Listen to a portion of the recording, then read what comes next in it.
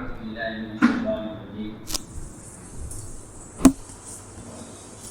ولو شاء الله ما أشركوا وما جعلناك عليهم حفيظا وما أنت عليهم بوكيل ولا تسبوا الذين يدعون من دون الله فيسبوا الله عدوا بغير علم كذلك زينا لكل أمة عملهم ثم إلى ربهم مرجعهم فينبئهم بما كانوا يعملون.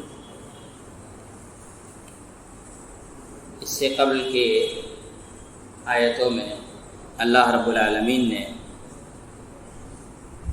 اس بات کا حکم دیا ہے کہ اللہ کے حکم کی وحی الہی کی اتباع کی جائے. اللہ رب العالمین کے سوا کوئی معبود حقیقی نہیں ہے، اور ساتھ ہی اللہ نے یہ حکم دیا کہ آپ مشرکین کو اگنور کریں، ان سے اعراض کریں. اس کے بعد اللہ تعالیٰ نے کہا کہ وَلَوْ شَاءَ اللَّهُ مَا أَشْرَكُوا. اس آیت پر بھی ہم لوگ اس سے پہلے درس میں گفتگو کیے ہیں کہ اللہ رب العالمین کی اگر مرضی ہوتی، اللہ تعالیٰ اگر چاہتا تو لوگ شرک نہ کرتے. یہاں چونکہ اس آیت پر پہلے گفتگو ہو چکی ہے، اس لیے پوری تفصیل نہیں ہوگی اس آیت کی، لیکن ایک نقطہ جو تھا اس پر گفتگو کرنی ہے کہ اللہ تعالیٰ اگر چاہتا تو لوگ شرک نہیں کرتے. اب اس کا کوئی یہ مطلب نکالے کہ لوگ جو شرک کر رہے ہیں یہ اللہ تعالیٰ چاہتا تبھی کر رہے ہیں، تو ایسا کرنے سے انسان گنہگار ہو جائے گا اور بدعقیدہ ہو جائے گا. یہاں دو الگ الگ باتوں کو سمجھنا ہے. پہلی چیز یہ ہے کہ اللہ رب العالمین کی مشیت، یعنی اللہ تعالیٰ کی مشیت کیا ہے. چنانچہ مختلف عقائد کی کتابوں میں مشیت الہی پر جو تفصیلی گفتگو کی گئی ہے اس میں پوری تفصیل کبھی بتانے کا موقع نہیں ہے، لیکن دو باتیں سمجھ میں آئیں گی کہ مشیت میں اللہ تعالیٰ کی دی ہوئی چھوٹ بھی داخل ہے. کہ اللہ تعالیٰ کسی انسان کو چھوٹ دے دیتا ہے، جاؤ جو کرنا ہو کرو، جب مر کے آؤ گے تب میں تمہارا حساب کروں گا. یہ جو چھوٹ اللہ نے دی ہے یہ بھی اللہ کی مشیت ہے. اللہ اگر چھوٹ نہیں دیا ہوتا تو انسان گناہ نہیں کرتا. لیکن یہ بات قطعاً نہیں ہے کہ اللہ نے کسی کو چھوٹ دیا ہے تو اللہ کو اس کا عمل پسند ہے. اللہ نے اگر کسی کو چھوٹ دے رکھی ہے تو اس کا مطلب یہ نہیں کہ اللہ تعالیٰ اس عمل کو پسند کرتا ہے، بلکہ اللہ رب العالمین نے اپنی رضامندی والے اعمال اور ناراضگی والے اعمال کا تذکرہ کر دیا ہے. ان الحلال بین والحرام بین، یہ چیزیں حلال ہیں، یہ چیزیں حرام ہیں. یہ کر کے آؤ گے تو میں نیکی دوں گا، اور اس کے علاوہ جو کچھ بھی کر کے آؤ گے تو میں تم کو گناہ دوں گا. اللہ تعالیٰ نے اس بات کو واضح کر دیا ہے، لوگوں کے سامنے رکھ دیا ہے. اس کے بعد چھوٹ دے دی کہ تم جو چاہو کرو. اب جب تم جو کرنا چاہو کرو کا مطلب یہ نہیں ہے کہ تم جو کرنا چاہو میں خوش ہوں، نہیں. تم جو کرنا چاہو کرو، جب میرے پاس آؤ گے تب میں دیکھوں گا کہ میرے مطابق تھا کہ نہیں تھا. مطابق تھا تو تمہارے لیے اجر اور ثواب ہے، جنت ہے، اور مطابق نہیں تھا تو پھر گناہ ہے، سزا ہے، جہنم ہے. تو مشیت الہی میں یہ چیز سمجھنے کی چیز ہے کہ اللہ تعالیٰ اگر چاہتا تو کوئی شرک نہیں کرتا. مطلب اللہ تعالیٰ انسان کو مجبور کر سکتا تھا کہ تم شرک نہ کرو.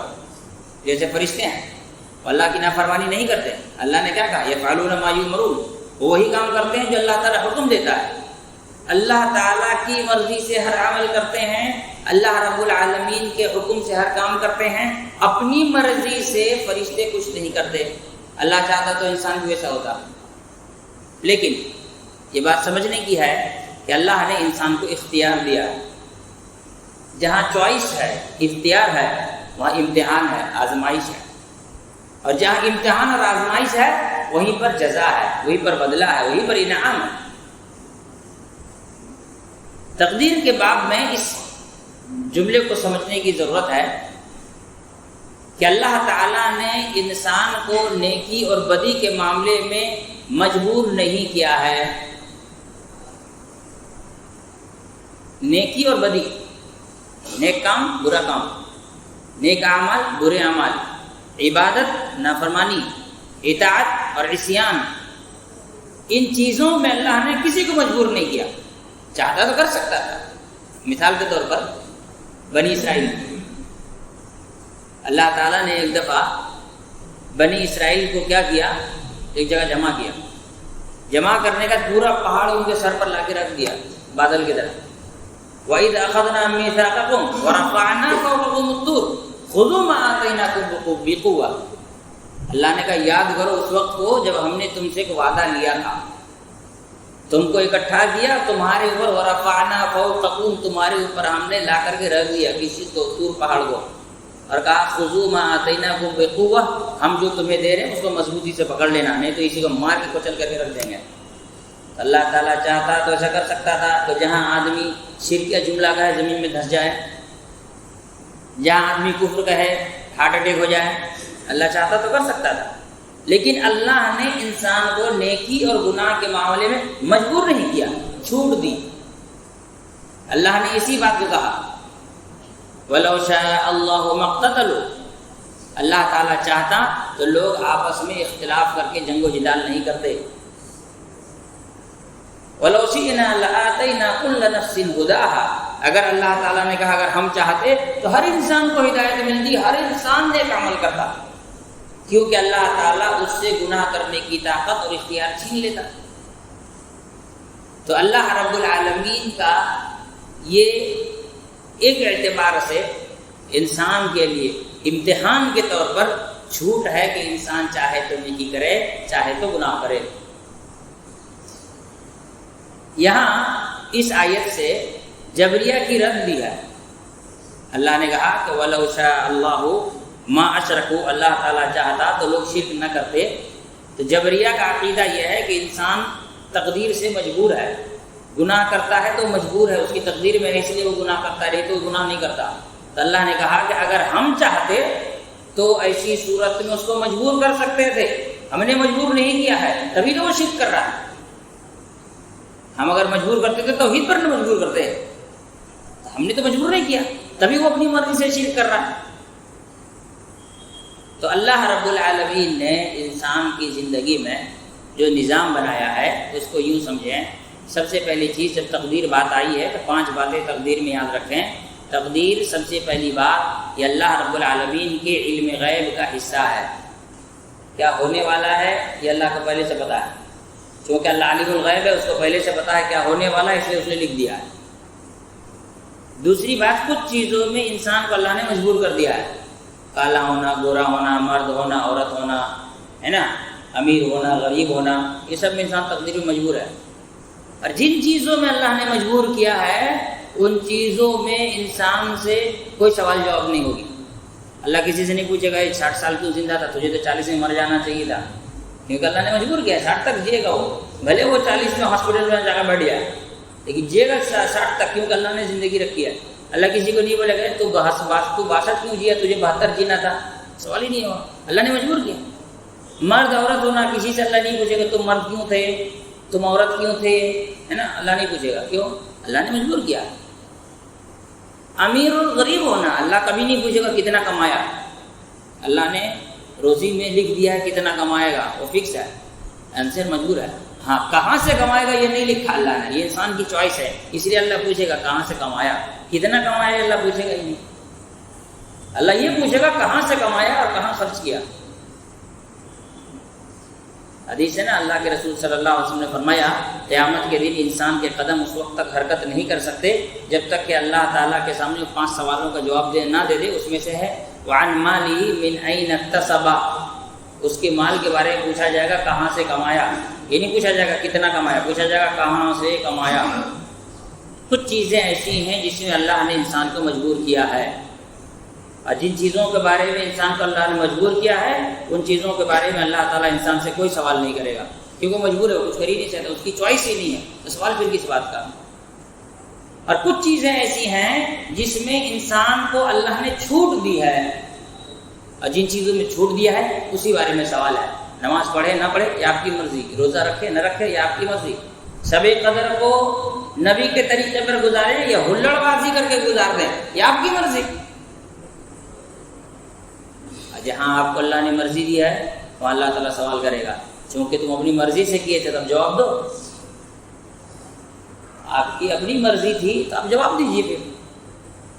تو آپ اگر اللہ کے کہے طریقے پر ہیں تو پھر کوئی دقت نہیں ہے، جواب بالکل 100%۔ لیکن اگر آپ کی مرضی سے تھا اللہ کی مرضی سے نہیں تھا تو پھر سوال ہوگا ایسا کیوں ہوا، اللہ کے حکم سے کیوں نہیں چلے۔ تو اللہ رب العالمین نے سب سے پہلی بات تقدیر اللہ کے علم غیب کا حصہ ہے، دوسری بات اللہ نے کچھ چیزوں میں انسان کو مجبور کیا ہے، تیسری بات جن چیزوں میں مجبور کیا ان چیزوں کے بارے میں قیامت کے دن کوئی سوال نہیں ہوگا، چوتھی بات کچھ چیزوں میں اللہ نے انسان کو مجبور نہیں کیا ہے، اور پانچویں بات جن چیزوں میں مجبور نہیں کیا ہے اسی بارے میں قیامت کے دن سوال ہوگا۔ اور آخر میں ایک بات یاد رکھ لیں جملہ معترضہ کے طور پر کہ تقدیر پر زیادہ بحث کرنے اور اپنے عقل لڑانے سے پرہیز کریں، اس لیے کہ رسول اللہ صلی اللہ علیہ وسلم نے اس سے لوگوں کو روکا۔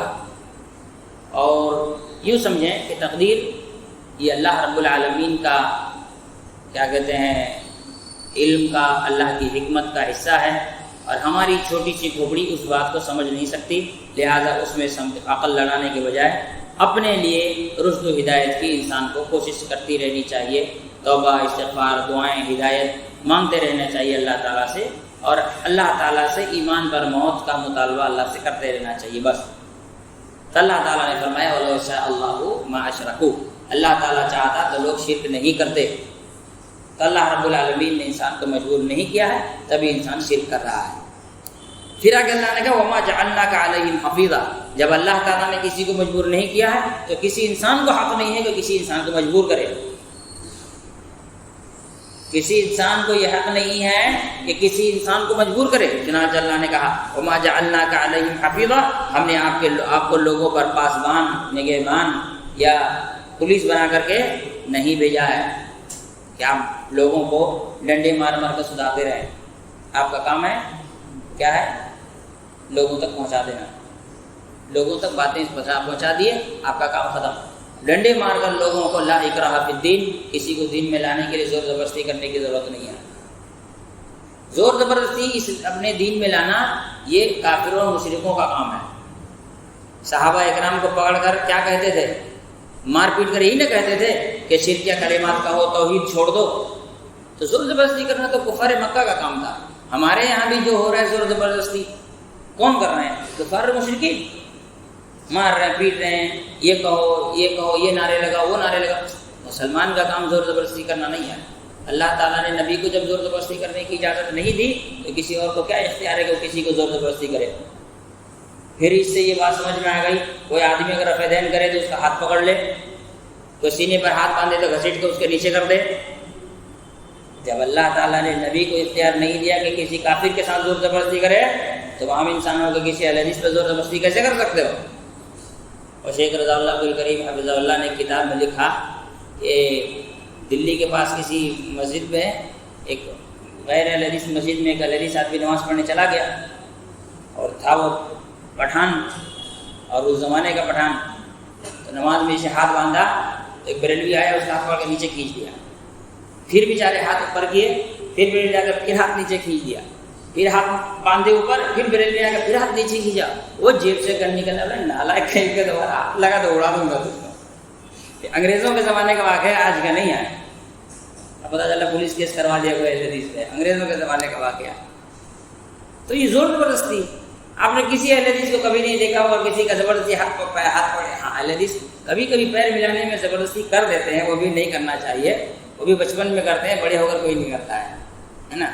تو زور زبردستی وما جعلناک علیہم حفیظا، اللہ نے نبی صلی اللہ علیہ وسلم کو کہا کہ ہم نے آپ کو پولیس بنا کر پاسبان اور نگہبان بنا کر کے نہیں بھیجا ہے، آپ زور زبردستی نہیں کرنا چاہیے آپ کو، اور نہ آپ کو کرنا کی اجازت ہے۔ وما انت علیہم بوکیل، دوسری بات وہ اگر نہیں سدھرتا ہے تو آپ سے اس بارے میں سوال بھی نہیں ہوگا، کیونکہ اللہ تعالیٰ نے آپ کو ان کا ذمہ دار بھی بنا کر کے نہیں بھیجا ہے۔ یہ نہیں پوچھا جائے گا اتنے آدمی کیوں اسلام نہیں لائے، کہتے ہیں انبیاء اس دنیا سے ایسے رخصت ہو گئے جن کے اوپر ایمان لانے والا ایک بھی نہیں تھا، تو بیچارے کیا کریں گے؟ نہیں لایا ایمان، نہیں لایا، لوگوں کی مرضی، انہوں نے اپنا کام کر دیا، بات ختم ہو گئی۔ اس کے بعد اللہ تعالیٰ نے فرمایا وَلَا تَسُبُّوا الَّذِينَ يَدْعُونَ مِن دُونِ اللَّهِ فَيَسُبُّوا اللَّهَ عَدُوًّا بِغَيْرِ عِلْمٍ۔ یہ اصول اور ضابطہ دیا جا رہا ہے اللہ رب العالمین کی جانب سے، وَلَا تَسُبُّوا الَّذِينَ يَدْعُونَ مِن دُونِ اللَّهِ، اور یہ لوگ جو اللہ کے علاوہ کو پکارتے ہیں، ایسے لوگوں کو کسی بھی صورت میں آپ گالی گلوچ نہ کریں۔ فَيَسُبُّوا اللَّهَ عَدُوًّا بِغَيْرِ عِلْمٍ، اگر ایسا ہوگا تو یہ لوگ بھی کیا کہتے ہیں، جو لوگ اللہ کے سوا دوسری ہستیوں کو پکارتے ہیں، آپ ان کے معبودوں کو گالیاں نہ دیں، ورنہ وہ بھی حد سے متجاوز ہو کر بے سمجھی میں اللہ تعالیٰ کو برا بھلا کہنے لگیں گے۔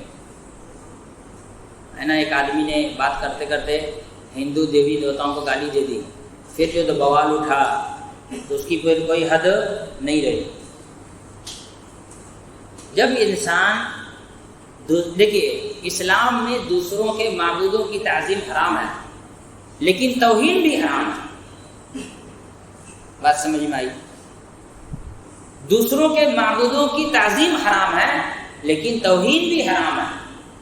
آپ نہ ان کی تعظیم کریں اور نہ ہی توہین کریں، اس کو ویسے ہی نارمل چھوڑ دیں جیسے آپ پہاڑ کو چھوڑ دیے ہیں۔ پہاڑ بھی تو پتھر ہے، آپ نہ پہاڑ کو گالی دیتے ہیں اور نہ پہاڑ کی تعظیم کرتے ہیں، ویسے ان کی دوسری چیزیں بھی ہیں، نہ آپ کو ان کی تعظیم کرنی ہے اور نہ ہی آپ ان کو گالی گلوچ کرنا ہے۔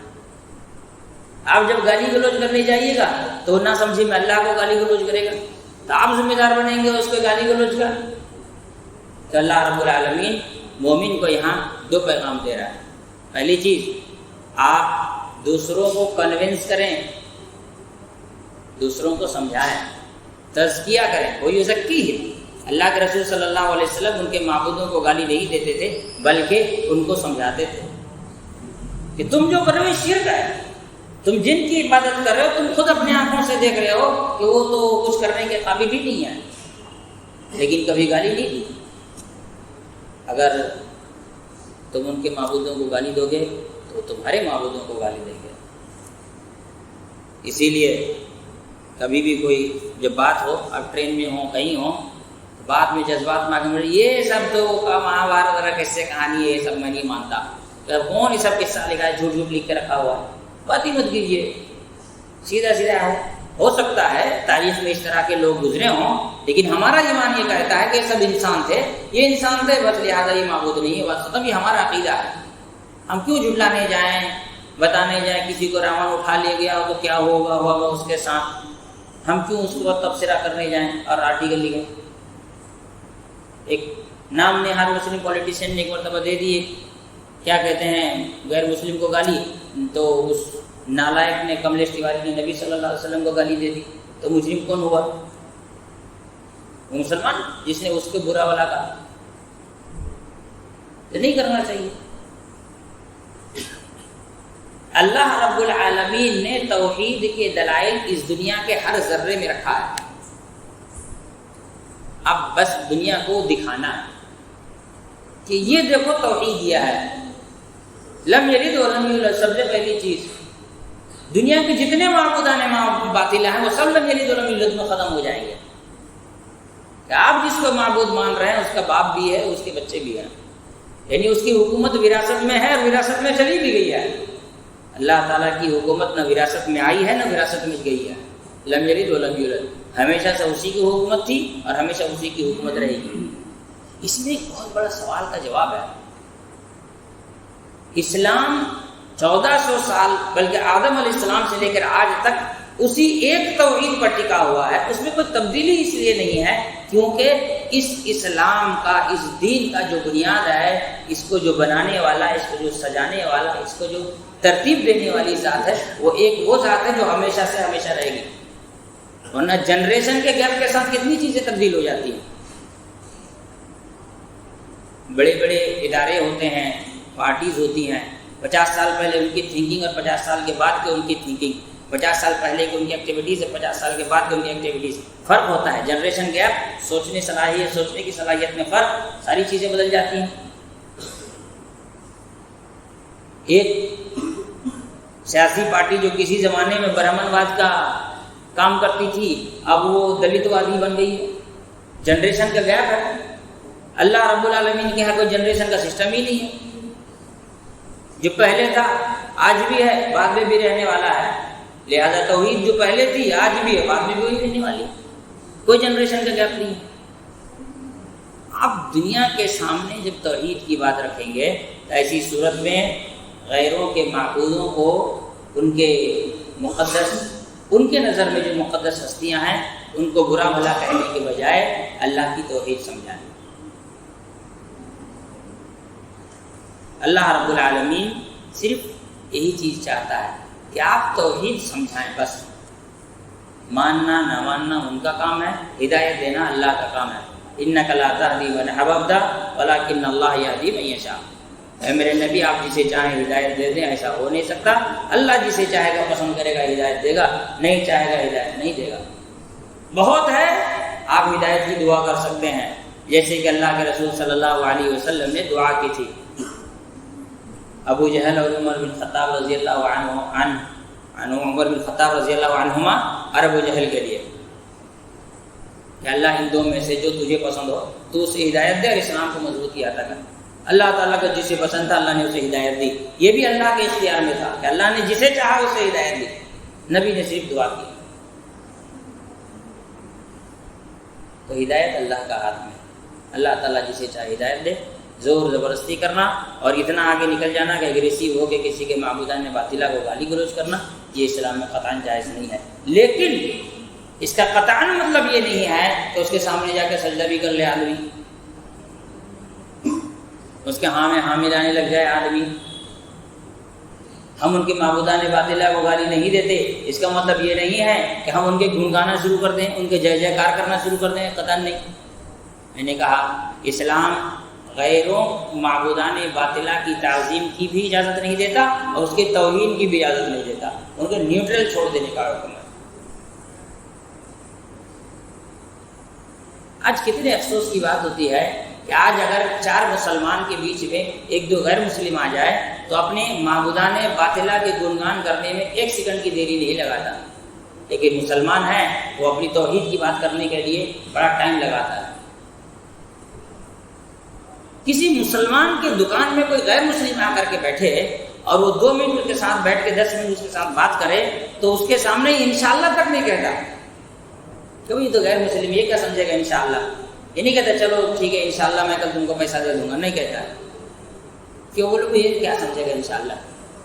और आप कुछ नहीं मानते हैं उसके बावजूद वो आपके सामने अपने सारे कह के चला जाता है।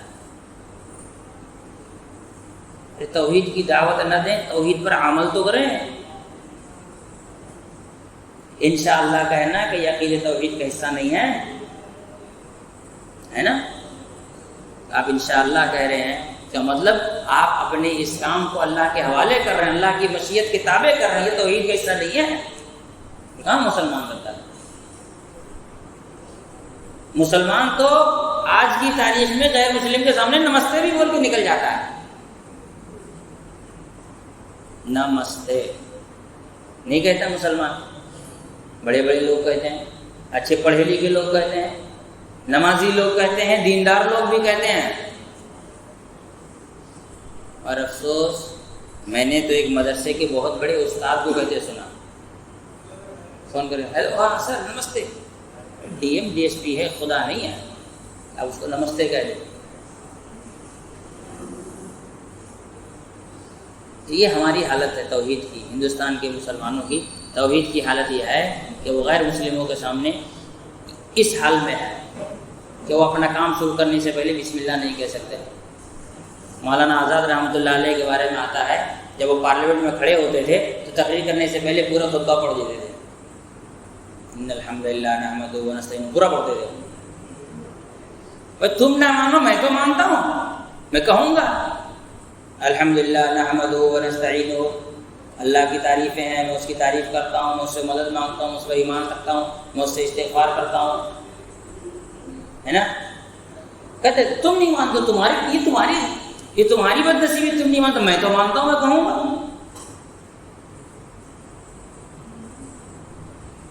तो बताने का मकसद ये है कि आप दुनिया में अमली तौर पर तौहीद की दावत اگر زبانی نہیں دے سکتے عملی ضرور دیں، عملی طور پر ضرور دیں۔ اور توحید کی دعوت کا تقاضا یہ ہے کہ اللہ کی تعریف کی جائے، نہ کہ دوسروں کو گالیاں دی جائیں۔ اب اللہ کی تعریف بیان کیجیے، اللہ تعالیٰ کی تسبیح، اللہ تعالیٰ کی بڑائی، اس کی قدرت اس کو بتائیے۔ ارے غیروں کے یہاں طاقت و قوت کی جھوٹی کہانیاں ہیں، اور ہمارے پاس اللہ کی قدرت کی واضح نشانیاں ہیں۔ ہمارے پاس اللہ تعالیٰ کی قدرت کی واضح نشانیاں ہیں۔ سورج، چاند، ستارے اللہ نہیں چلے گا۔ آسمان میں دیکھو، وفی الآفاق، آسمان میں غور کر لو۔ افلا ينظرون الى الابل كيف خلقت والى السماء كيف رفعت والى الجبال كيف نصبت والى الارض كيف سطحت فذكر انما انت مذكر۔ پہاڑ دیکھو، اونٹ دیکھو، زمین دیکھو، آسمان دیکھو، یہ سب دیکھو اور نصیحت کرو۔ فذکر، نصیحت کرو۔ انما انت مذکر، آپ نصیحت کرنے والے ہیں۔ بات جی بالکل سمپل ہے، زیادہ جھنجٹ نہیں، بہت آسان ہے۔ تو اللہ تعالیٰ نے فرمایا کہ جو لوگ اللہ کے علاوہ دوسروں کی عبادت کرتے ہیں، ان کے معبود یا ان کے نظر میں جو مقدس ہستیاں ہیں یا جو مقدس نام ہیں یا جو مقدس باتیں ہیں، ان کے نظر میں آپ ان کی توہین نہ کریں، نہیں تو پھر وہ اللہ رب العالمین کی توہین کریں گے بنا علم کے، کیونکہ ان کے پاس تو علم ہی نہیں، جاہل تو ہیں سب کے سب۔ کذالک زینا لکل امۃ عملہم، اللہ تعالیٰ نے فرمایا اسی طرح ہم نے ہر امت، ہر انسان کے اعمال کو ان کے نظروں میں خوبصورت بنا دیا ہے۔ کیا لگتا ہے جب کوئی خواجہ کی تعریفوں میں پل باندھتا ہے تو اس کو لگتا ہے کہ وہ برا کر رہا ہے؟ اس کو تو لگتا ہے کہ میں اچھا کر رہا ہوں۔ کہ شیخ عبد القادر جیلانی کی تعریفوں میں اچھل کرتا ہے، تعریفیں کرتا ہے تو اس کو تو لگتا ہے کہ میں اچھا کر رہا ہوں۔ جو آدمی غیر اللہ کی عبادت کرتا ہے اس کو لگتا ہے کہ میں اچھا کر رہا ہوں۔ اس کو اگر لگے کہ میں برا کر رہا ہوں تو کیوں کرے گا؟ وہ نہیں کرے گا۔ اللہ تعالیٰ کے طرف سے یہ آزمائش بھی ہوتی ہے کہ گنہگار انسان کو اس کو گناہ اچھا لگتا ہے۔ ہر بدعتی کو اچھا لگتا ہے کہ وہ اچھا کر رہا ہے، ہر بدعتی کو ایسا لگتا ہے کہ وہ اچھا ہی کر رہا ہے۔ بھائی تم لوگ 8 رکعت، ہم 20 پڑھ رہے ہیں، ہم اچھا کر رہے ہیں، ہے نا؟ کوئی کہے گا ہم 40 پڑھ رہے ہیں تو ہم اچھا کر رہے ہیں۔ پھر 15 شعبان ہم 1000 رکعت پڑھ رہے ہیں تو ہم سب سے اچھا کر رہے ہیں۔ تو آدمی کو لگتا ہے کہ ہم اچھا کر رہے ہیں، تبھی نہ وہ اس کو عمل کرتا ہے۔ اس کو لگے کہ ہم برا کر رہے ہیں تو کیوں کرے گا؟ یہاں تک کہ بعض لوگوں کو ان کے گناہ جسے مانتا ہے کہ وہ گنہگار ہے، اس کو لگتا ہے کہ وہ اچھا کر رہا ہے۔ جتنے اسموکر ہیں سب کو معلوم ہے وہ گناہ کر رہے ہیں، لیکن ان کو لگتا ہے کہ وہ سویگ اچھا ہی کر رہے ہیں، مزہ آ رہا ہے، فوٹو سیشن ہو رہا ہے، لوگوں کو دکھانے کا کام آ رہا ہے۔ ایسا لگتا ہے کہ کچھ بڑا کر رہا ہے، اس کو ایسا فیل ہوتا ہے کہ کچھ بڑا کر رہا ہے۔ اب دیکھیں گے کہ جو سگریٹ پینے والا ہے، بیڑی پینے والے کو حقیر سمجھتا ہے، کیا ہے بیڑی پی رہا ہے، کیونکہ بیڑی سستی ہے، بھائی سگریٹ مہنگی ہے۔ سگریٹ پینے والے کو بیڑی پینے والا حقیر معلوم ہوتا ہے، اسے لگتا ہے کہ ہم تو اونچی ذات کے لوگ ہیں، ہم بڑا کام کر رہے ہیں۔ دیسی دارو پینے والے کو جو ولایتی دارو پیتا ہے وہ حقیر سمجھتا ہے، گھاس پھوسا جائے، ہاں دیکھو بدیسی ایک دم برانڈیڈ۔ عذاب بھی برانڈیڈ ہوگا بھائی ایسے لوگوں کے لیے، اللہ نے برانڈیڈ عذاب رکھا ہے۔ زکوم ایک برانڈ ہے بھی۔ تو ہر انسان کے نظروں میں اس کے اعمال کو اللہ تعالیٰ نے خوبصورت کر دیا، اب اس اچھے اعمال میں ڈوبے جا رہے، بھلے وہ اچھا ہو یا خراب ہو۔ چنانچہ اللہ رب العالمین نے فرمایا کذالک زینا لکل امۃ عملہم، ہم نے ہر انسان کے، امت انسان، جماعت، گروہ سب اس میں داخل ہیں، ان کے اعمال کو ان کے نظروں میں خوبصورت کر دیا ہے۔ ثم الی ربہم مرجعہم، لیکن یاد رکھیں لوٹ کر کے سب کو تو ان کے رب کے پاس ہی جانا ہے، اللہ کے پاس ہی سب کو لوٹ کر۔ یہاں اللہ تعالیٰ نے ایک بڑا خوبصورت جملہ کہا، ثم الی ربہم مرجعہم، ان کو ان کے رب کے پاس لوٹ کر کے جانا ہے۔ معبودان نے بات اللہ کے پاس نہیں، ان کے رب کے پاس۔ رب تو وہی ایک اکیلا، تنہا، بے نظیر و بے مثال، ہمیشہ سے اور ہمیشہ رہنے والا۔ لوٹ کر کے ان سب کو ان کے رب کے پاس جانا، یعنی اللہ رب العالمین نے یہاں پر، وہ بھلے اللہ کو رب نہ مانے لیکن اللہ نے یہاں بھی کہا کہ رب تو وہی، لوٹ کر اسی کے پاس جانا ہے۔ فَيُنَبِّئُهُم بِمَا كَانُوا يَعْمَلُونَ، پھر اللہ تعالیٰ ان کو بتائے گا کہ اس میں کالے کارنامے کون سے تھے اور سفید کام کون سے تھے، کالے کرتوت کون سے تھے اور اچھے اعمال کون سے تھے، وہ اللہ قیامت کے دن بتائے گا۔ کچھ چیزیں ہیں جن کا فیصلہ اللہ رب العالمین دنیا میں نہیں کرتا۔ اللہ تعالیٰ نے عیسیٰ علیہ السلام سے بھی یہی بات کہی تھی کہ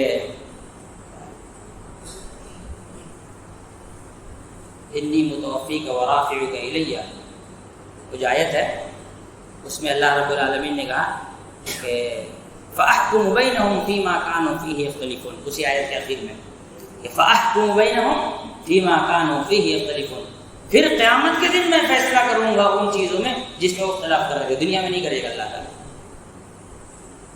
دنیا میں تو انسان کو اللہ تعالیٰ نے چھوڑ دیا ہے، قیامت کے دن ہم فیصلہ کریں گے۔ ابھی تم اپنا دماغ لڑاؤ، توحید کی اتنی ساری دلیلیں ہم نے دنیا میں بچھا دی ہیں، دیکھو سدھرو نہیں سدھرو، کو نہیں سدھرو تمہارا کام، لیکن فیصلہ اللہ تعالیٰ دنیا میں فوراً نہیں کرے گا۔ کیوں؟ اللہ تعالیٰ نے فرمایا وَلَٰكِنْ حَقَّتْ كَلِمَتُ رَبِّكَ، اللہ رب العالمین کے تمہارے رب کا یہ فیصلہ پہلے ہی ہو چکا ہے کہ فیصلہ قیامت کے دن کیا جائے گا۔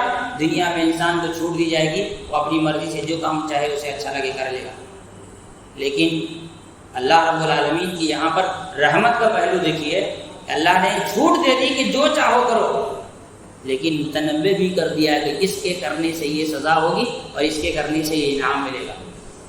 اگر ایسا ہوتا کہ اللہ تعالیٰ نہیں بتاتا اچھا اور برا کیا ہے، لیکن کہتا جاؤ تم جو کرنا ہو کرو، قیامت کے دن میں فیصلہ کروں گا کون سا اچھا تھا کون سا برا تھا، تو آدمی جو اچھا کرے گا اس کے لیے اچھا ہے، جو برا کرے گا اس کے لیے برا ہے۔ لیکن رحمت کا پہلو یہ ہے کہ اللہ تعالیٰ نے دنیا میں بتا دیا کہ یہ اچھا ہے یہ برا ہے، بتانے کے بعد چھوٹ دی، راستہ دکھانے کے بعد اختیار دیا۔ تو ایسا ہے جیسے آپ کے ایگزام میں ایک کوشچن آئے، کیا بولتے ہیں اس کو، ٹک مارک، MCQ بولتے ہیں نا اس کو، ٹک مارک آ جائے، آپ کو بتا دیا جائے یہ 4 آپشن ہیں، ان آپشنوں میں سے صحیح یہ ہے، اس کے بعد آپ کو چھوٹ دے دیا جائے کہ جس میں چاہو ٹک کرو، اس کے باوجود آدمی غلط پہ ٹک کرتا ہے تو تھپڑ تو کھائے گا ہی بھائی۔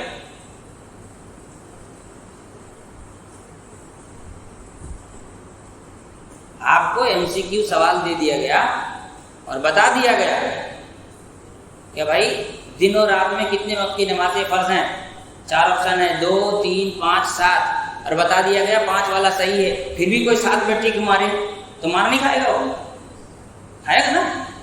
تو اللہ رب العالمین نے بتا دیا کہ یہ کام کرو گے تو صحیح ہے، یہ کرو گے تو غلط ہے، پھر بھی وہ غلط کر رہا ہے تو پھر عذاب تو بنتا ہی ہے۔ تو یہ اللہ کی رحمت کا ایک پہلو ہے کہ اس نے صرف انسانوں کو چھوٹ نہیں دی اپنی مرضی سے اچھے برے کام کرنے کا، بلکہ اللہ رب العالمین نے اسے بتا بھی دیا کہ اچھا اور برا کون سا ہے۔ اس کے بعد انسان کیا کرتا ہے، برائی کی طرف جاتا ہے۔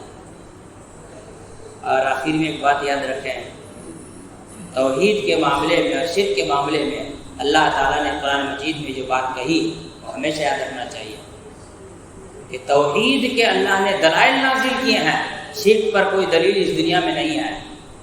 لہذا کوئی آدمی اگر توحید پر عمل کرتا ہے تو یہ آسان ہے اس سے کہ آدمی شرک کے راستے پر چلے۔ شرک کے راستے پر چلنا مشکل ہے کیونکہ اس کے دلائل ہی نہیں ہے۔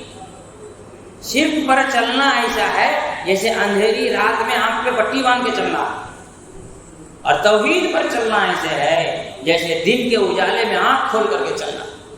اسی لیے اللہ کے نبی صلی اللہ علیہ وسلم نے کیا کہا، لیلھا کنہاریھا، ایسا دین دے کر جا رہا ہوں، ایسی شریعت دے کر جا رہا ہوں جس کی راتیں بھی دن کی طرح روشن، لیلھا کنہاریھا۔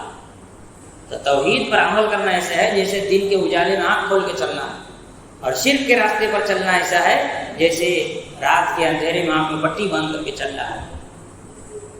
پھر بھی آدمی مشکل والا لے کے ڈھو رہا ہے،